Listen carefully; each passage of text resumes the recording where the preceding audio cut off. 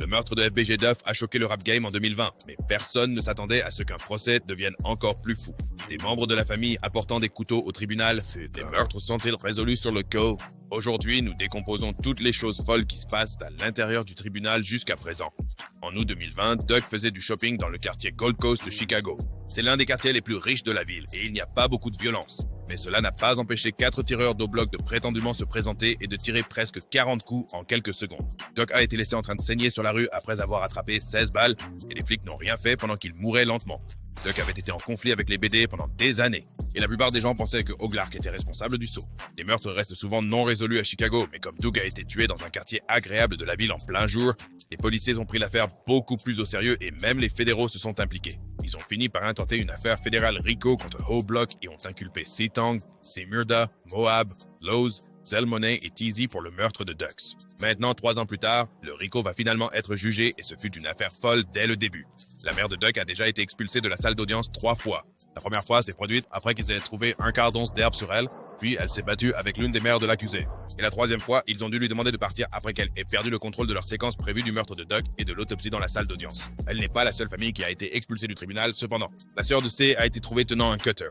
Porter une arme dans le tribunal est une grosse affaire, mais il s'avère qu'elle avait un couteau pour son travail et n'a pas été accusée pour cela.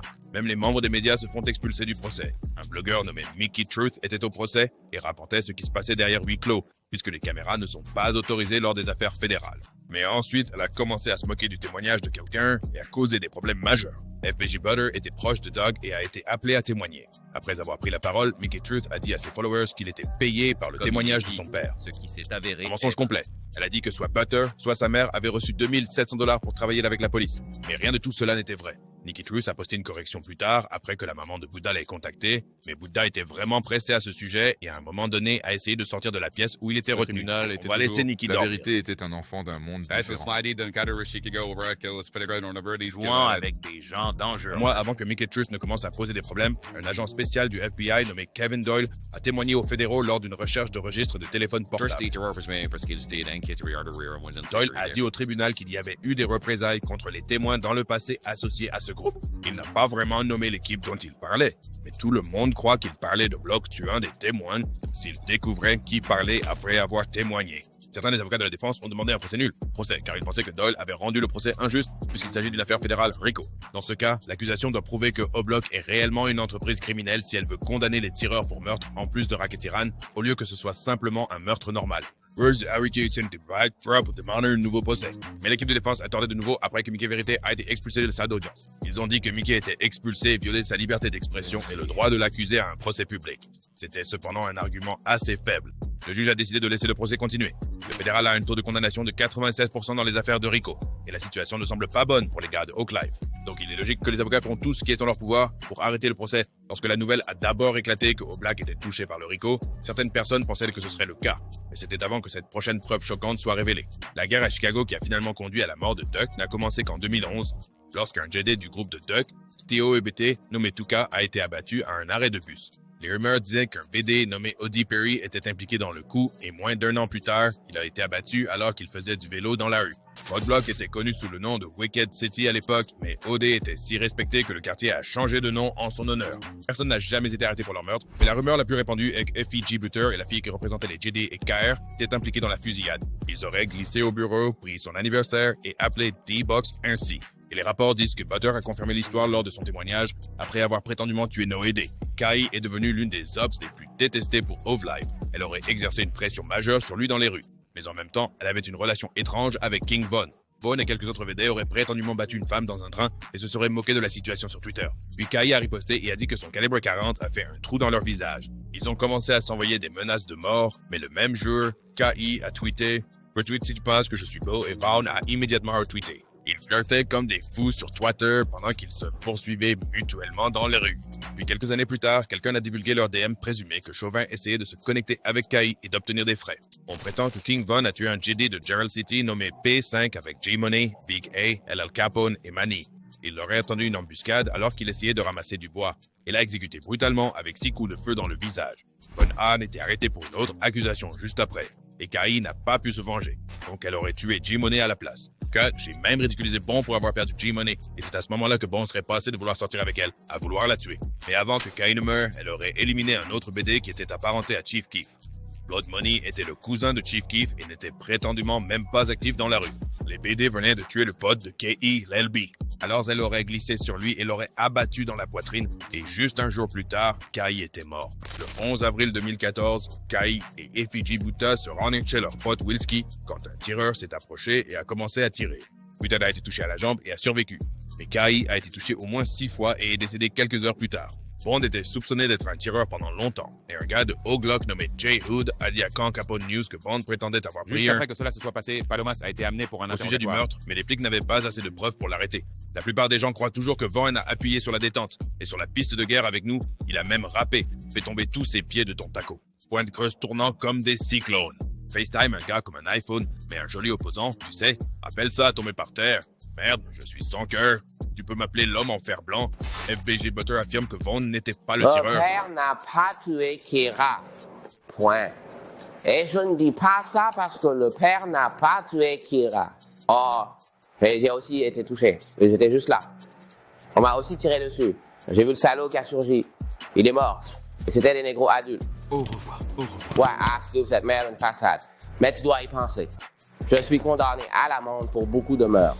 Dans la vraie vie. Il y avait d'autres personnes qui pensaient que AC était impliqué. Et Vaughn aurait rappé à ce sujet. Je glissais avec Big A, nous roulions dans le plateau, j'ai frappé la ruelle, j'ai dit à Bro d'attendre, tu sais que King Von fait son truc, je suis sorti. Non, je ne joue pas. Maintenant, je suis un rouge à ma taille, je compte le fier, n'a pas hésité. Pendant des années, personne ne savait vraiment qui avait éliminé Kai. Mais lors du procès pour meurtre de FBG Duck, Butter a pris la parole et a finalement révélé à tous qui avait tiré le coup de feu. Nous n'avons pas de vidéo du témoignage de Butter car c'est un procès fédéral, mais il a déclaré à la salle d'audience que King Von était celui qui a tué Coyote. Il est le seul témoin de ce qui s'est passé ce jour-là. Et il a dit à Con Capone News qu'il ne leur avait parlé de Vaughn la tuant que parce que Vaughn est maintenant mort. Mais il a suscité beaucoup de controverses pour avoir pris position, car il a dit qu'il ne faisait que ce qu'il devait faire et que personne n'était coincé. Sur Il lui a tableau dit, blanc. Butter a dit que la raison pour laquelle il n'avait jamais dit à personne que Vaughn était un tireur à l'époque, c'est parce que Butter voulait tuer Vaughn lui-même au lieu de les faire enfermer. Mais Butter a dit qu'elles savent tous ce qui va avec la vie de rue et les ennemis ne leur faisaient rien, qu'ils ne pouvaient pas rendre. Butter confirmant que Von Kilkai était fou. Mais un autre témoignage dans le Duck Trial était encore plus choquant. Les Nouvelles des Tranchées a posté des vidéos sur la guerre à Chicago pendant des années et a toujours connu beaucoup des mecs impliqués des deux côtés car ils vivaient dans la région. Personne ne savait qui il était car il porte toujours un masque sur ses vidéos pour protéger son identité. Quelques semaines après le début du procès, des rumeurs circulaient selon lesquelles le nez de Trench allait témoigner au procès. Mais dans une interview avec No Jumper, il a fait semblant d'être le seul à savoir ce qui se passait. Capitaine. Puis la nouvelle a éclaté que Trenches prenait vraiment position. Mais personne ne s'attendait à ce qui allait suivre. Trench n'a pas seulement témoigné sur O-Block et les JD, il s'avère qu'il a été un informateur rémunéré avec le FBI pendant presque une décennie. Ils ont révélé son vrai nom et il habitait dans Old Block à l'époque.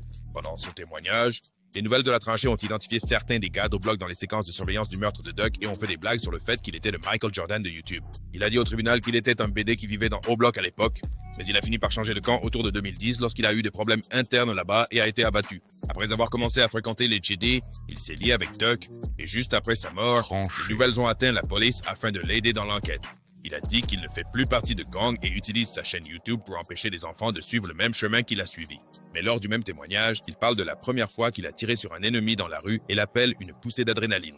L'agent spécial du FBI, Kevin Doyle, a témoigné que les fédéraux avaient payé environ 25 000 $ pour l'aide de Trench. Et lui, comme Trench fournirait des informations de base, passerait en revue les séquences de surveillance et les publications sur les réseaux sociaux. Selon Trench's News, il est devenu un informateur dès 2006 après avoir été arrêté par un flic corrompu de Chicago nommé Ronald Watts. Watts était un flic notoire dans les rues qui était connu pour secouer les trafiquants de drogue et prendre des pots de vin. Quiconque ne payait pas serait arrêté et la situation est devenue tellement farfelue. Va contacter le FBI. L'ATF et la police locale se sont tous impliqués dans l'enquête.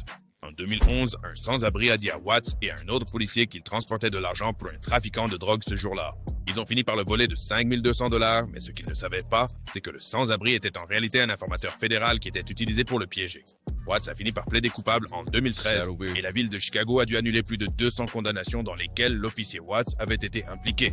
Selon Trench's News, l'officier Watts l'a arrêté en 2006 et a dit « If it's right man, si je voulais aller en prison, ou tard je voulais mon argent.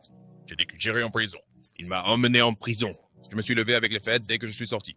Ce qui était étrange dans la situation, cependant, c'est que les nouvelles de Trench ont dit qu'il ne se souvenait pas avoir travaillé avec le FBI en 2008 et 2011, même si l'avocat a montré des documents prouvant qu'il coopérait avec eux à l'époque. Selon les nouvelles de Trench, cependant, sa mémoire est tout embrouillée parce qu'il a été blessé à la tête en 2000, et cela les affecte toujours.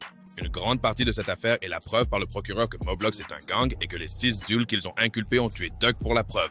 Et selon eux, c'est pourquoi Duff est devenu leur plus grand hope et King Bone aurait mis un sac sur sa tête. Duck a commencé à représenter l'ensemble STL-UBT des JD parce que son frère N et Brick étaient déjà affiliés à eux. Rick avait une réputation dans les rues, mais Duck a créé sa propre voix et est devenu connu pour avoir jeté des points avec les opposants et n'a apparemment jamais perdu un combat.